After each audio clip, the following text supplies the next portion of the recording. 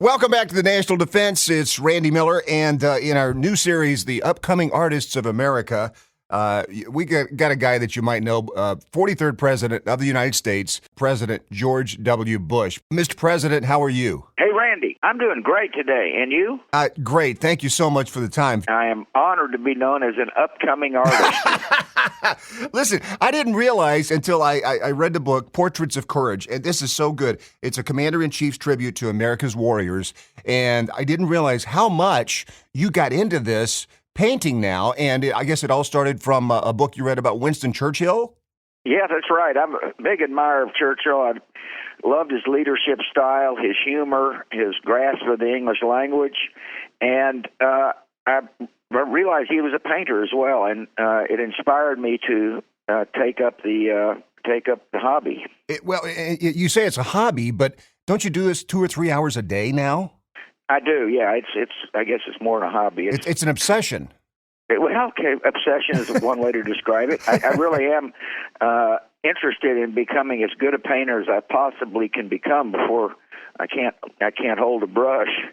And to this end, for example, one of my instructors is coming by the house, and we'll paint for 3 or 4 hours a day. Oh, wow. Well, I mean, it has to be, a lot of people when they're starting out as an artist, to get some instruction, when the president or the former president calls and says, hey, can you come by, you got an edge up there, don't you?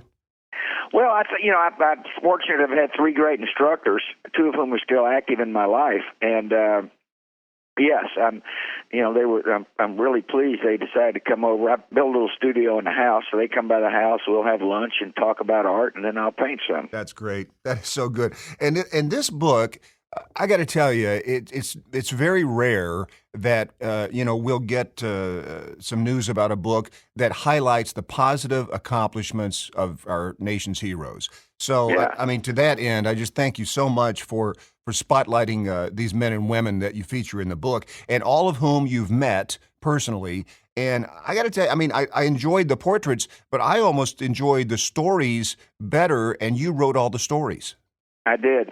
Yeah, I've gotten to know these vets, some better than others, through our mountain biking and golf. And I stay in touch with a lot of them. And, a lot of them are, it's like there's a veterans alumni group now. And they talk amongst each other. And it's very important in dealing with the invisible wounds of war, Randy, Sure. because what we've discovered, and you know as well, is that the stigma of an invisible wound is very difficult for a lot of these vets. It's difficult for them to talk about it. So in the book, there are numerous stories about vets who, kept their problems inside, and as a result, their situations got worse. But when they started talking about it publicly, particularly to their fellow vets, that their situations improved. And so the purpose of the book was to really talk about each veteran and to perhaps provide a roadmap for other veterans who are dealing with the invisible wounds of war. Well, and we know well here on the program that there's nothing better than kind of tackling that issue than when you put vets together with other vets and they, open up those relationships. I love the story about Chris Self. Chris Self is the first veteran that you talk about in the book, and it's great. He's a sergeant. And that's the other thing I loved about the book, Mr. President, was the fact it's not just colonels and generals and majors. I mean, these are staff sergeants. These are really regular people that have been heroic through their actions. And so, yeah. It's interesting you meant Self. He's the reason why I started riding mountain bikes with vets. I ran into him at BAMC in San Antonio, and he was getting a prosthetic fit for his legs so he could mountain bike better. And I said, "Do you know how to ride?" And he said, "Yeah." And I said, "Why don't you come to the ranch?" And he did. Special Forces amputee, right? Right. Been twice in combat on one leg. Still a very dear friend, and one great athlete. I mean, this guy is a fabulous biker. Well, you said you invited him to the ranch, and he rode you in the ground with one leg. He did, and he still rides me in the ground with one leg. And so I stay in touch with Chris, and I had a 70th birthday party, and I told Laura the only thing I really wanted was to ride with the vets. Wow. And a bunch of them came down, many of them in this book, and And so we stay in touch and have a great relationship. The key thing, though, is to draw attention to this wellness alliance we've developed. One of the messages from the books is courageous to talk about the invisible wounds. Right. And if they want help, they can go to bushcenter.org and look at the Wellness Alliance that not only can hook them up with peer-to-peer counseling groups that are effective, but also to clinics that are effective in helping them deal with their invisible wounds. Well, I wanted and to the ask, other thing we do, yeah. the other thing we do is really important is a vet roadmap that they can find at bushcenter.org as well to help them with employment. Well, and that's what I loved. I wanted to bring that up, the Warrior Wellness providers that you do. And this is a brand new feature of the Bush Center, right, in terms of this program? Yes, it is. It's one of the, we focus on leadership a lot, and one of the things that the country's got to understand is that these men and women have got a PhD in life at a relatively young age and have learned leadership skills. If helped with transition, will be the leaders for the country in the future. Yeah, and I love the resources you put there. In fact, Team Rubicon is a group that we feature on the program a lot. A big partner of the Home Depot Foundation. And yeah, they're great. They are fantastic. What a great idea, right? I mean, what a simple idea. You take men and women who have served in combat and you put them together with crisis management people and you bring them in because they know how to do everything. Yeah, that's right. And they're unbelievably skilled people. And the other thing that's very important about Team Rubicon and others is that they get to relate to fellow vets. And so you take a person who's troubled, for example, by the invisible wounds, and he's helping another citizen somewhere in the world side by side with a vet who's been through what he's been through, and it gives him a chance to talk about it. And this vet will say, I got great help from, say, the Cohen Veterans Network. You ought to look at it. And so what we've done in this website, and this is an ongoing process, by the way, is to create a very strong wellness alliance. And we're working, by the way, with the VA as well. The head of the VA recognizes that there's some shortcomings in the VA, and he wants to improve service to the vets. And so this is a collaborative effort, and we're uniquely positioned to be able to draw attention to and to rally different forces to come together for a common good. You mentioned the VA. We're talking to President George W. Bush, and you mentioned the VA, Mr. President. We've had Bob McDonald on the program several times. Yeah. And, it's an interesting thing because it's, I can't imagine a tougher job. I agree. You may be president, but, these guys, these people that are in charge of the VA, they all want to do good work. I mean, it's just a tough job, and there's a lot of criticism, but we recognize, at least on this program, that they want to do the very best for veterans. And no question about it. And so does the current VA head feels the same way. And look, this is a giant, sprawling bureaucracy, and so there's going to be, successes and failures, and the failures get amplified, which is fine. We just believe that the effort, there is a public-private effort that'll make it work for the vets. First of all, it starts with the vets wanting help themselves. Right. Yeah. And you talk about that stigma. President George W. Bush is our guest here in the National Defense, the new book, Portraits of Courage. Can you talk a little bit about the guy that is in the book that came to you and said, would you autograph my tattoo? Yeah. Valdez, yeah. He is he came to us as a result of Michael Rod Rodriguez, who is on the cover of the book with the prosthetic kind of blue-green eye. And Valdez is a tough soldier, and we had ridden mountain bikes, and he said, would you sign my tattoo? And I kind of, hey, Valdez, this is kind of a strange request. He said, sign it, and I did. And he immediately went down to Waco to the tattoo parlor and got my signature tattooed on his tattoo. So he's got a tattoo over the tattoo of the signature. That's fantastic. Which really was a huge honor in my mind. And so when I painted him, made sure the tattoo with my signature on it That's great. was on the painting. This is the first book I've seen that I've had in a long time, Mr. President, that has a centerfold. Yeah. Yeah, not X-rated. No, but it's a mural of all of these different veterans that you've painted, and it's fantastic. Well, thank you. Yeah, I'm very pleased with how it came out.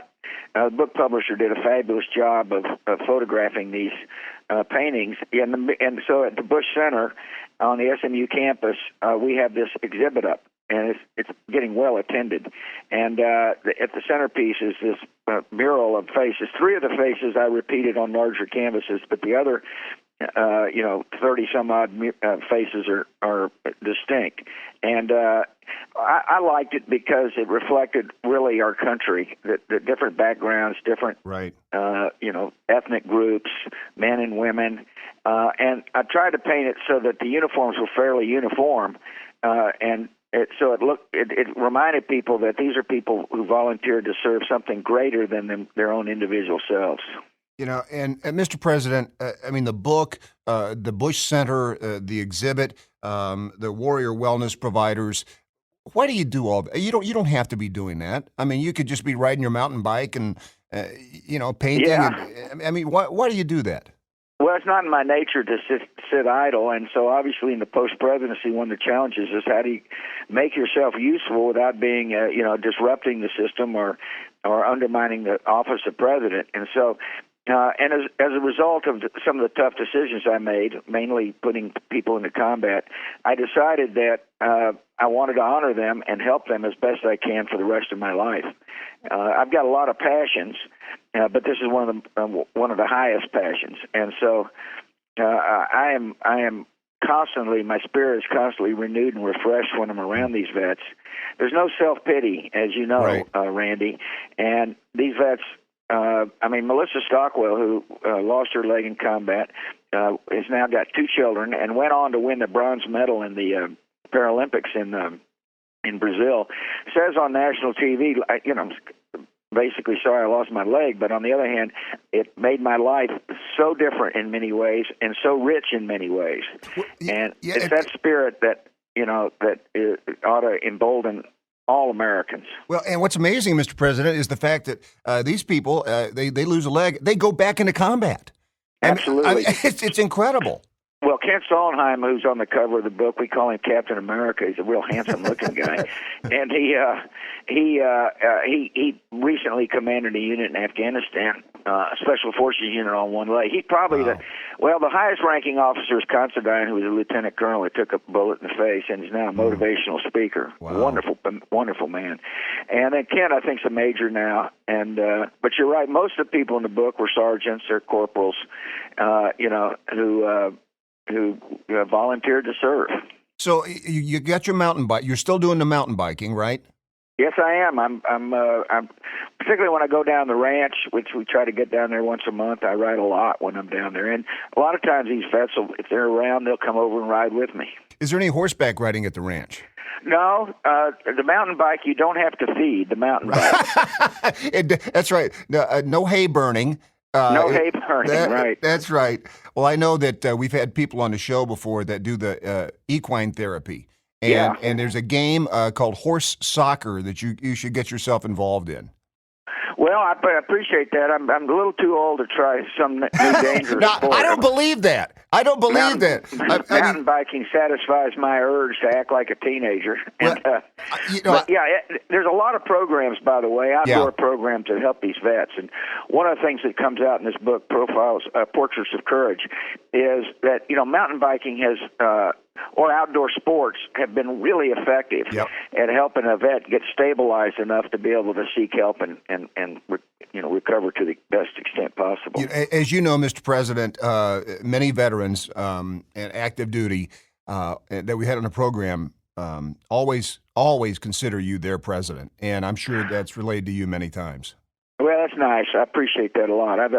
The bond I established as president continues to be strong, and obviously, to the extent I can help anybody, I want to do so. So we're based in Kansas City, Missouri, and I hate to get into a controversial area such as barbecue, but now that you're not the president, you can tell us, what you really think of, between Kansas City barbecue and Texas barbecue. Well, let me just tell you this. On my 70th birthday, after riding for a couple hours with these vets, we didn't have Kansas City ribs. We had Texas barbecue ribs. And well, listen, if you can't afford Kansas City ribs, we can send you some. No, we're in pretty good shape down here. But Randy, it's damn thoughtful of you. You know what I'd love to do sometime, and I'll just go ahead and invite myself. I'd love to come down to the ranch, gather some of these folks that are featured in Portraits of Courage, and do a show on location with them and at the Bush Center. And if that's ever a possibility, we'd love to be there. Well, my man Freddie, who helped me a lot in this book, is the person to contact, and if possible, we'll get you down here and you can interview some of these guys. Mr. President, thank you so much for the time, and thank you, all right, Randy. Thank you for shining the spotlight on veterans and our heroes. Well, back at you. You're doing the same thing, and keep it up. Thank you so much. We'll talk to you soon. All right, Randy. We'll be right Appreciate back it. here on the National Defense.